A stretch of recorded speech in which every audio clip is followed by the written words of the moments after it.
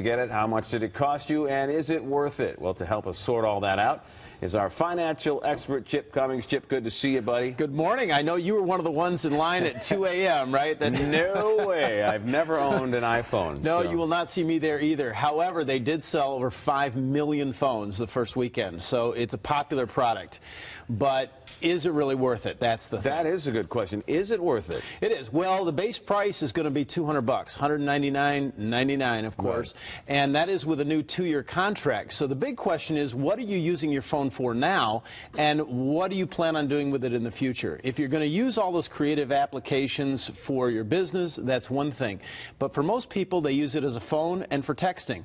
And why go into a new 2-year contract, and you could face early termination fees on your existing contract just to pay for those kind of features. It's just not worth it. Yeah, the contracts, and they can get you too, can't they? Yeah, they can. They really can. It can be as much as $350 to terminate a contract. And those monthly contracts, they may seem small, starting at like $20, but they really get you on the data usage. When you get up to 4 gig, 6 gig of usage per month, that can start to add up. And those apps, they can chew up a lot of bandwidth. But I think a lot of people don't really care. They're like, you know what, I got to have the latest and the greatest. That's it. Apple does a phenomenal job in terms of its marketing. They have very loyal customers. But keep in mind, there are 664 different types of smartphones out there. Is there really? Yes. It makes it seem like there's a few, just a handful. Well, now you can get the iPhone 4 for as little as 99 cents. No kidding. So if you're just looking for some of the really, neat basic type of applications and you don't mind slightly older technology, go that route. And you're going to save, several $100s right up front. So let's maybe talk some about the features that make this thing so great, or at least what we've heard. It's thinner, it's lighter, it's faster, it's bigger, it's badder, as they say. And it'll cook your breakfast. No. Do the dishes on weekends. No, it is a lot lighter. They increased the screen size, and with the new Retina display, it is a lot clearer. So as far as watching movies, this phone is a gamer's delight.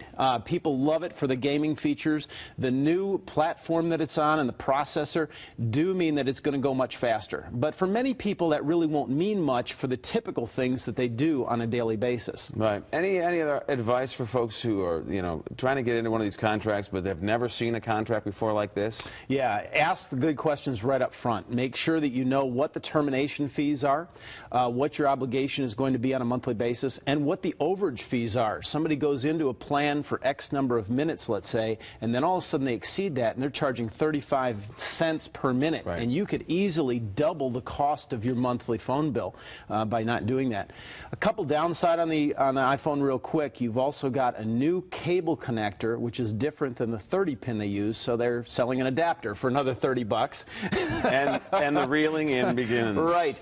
And they switched the Maps feature. Right. For people that love Google Maps on the existing phones, this is a whole new one, and a lot of people are complaining, not just because the maps aren't as easy to use and maybe not as identical in terms of the accuracy, but also it chews up battery life. Okay. The Apple does have good battery life, up to 8 hours on the new phone, but that Maps application can chew it up really, really fast. All right, and off the topic of the iPhone 5, you mentioned you got a new book out, I heard? I do. My 8th book is going to be coming out, well, the end of this month. Okay. It's in pre-release right now, but Zero Risk Real Estate will be coming out on October 23rd.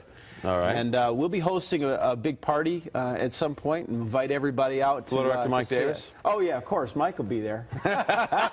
Hopefully then we can make some good, wise real estate decisions. You bet. That's it. Chip, good to see you, buddy, as always.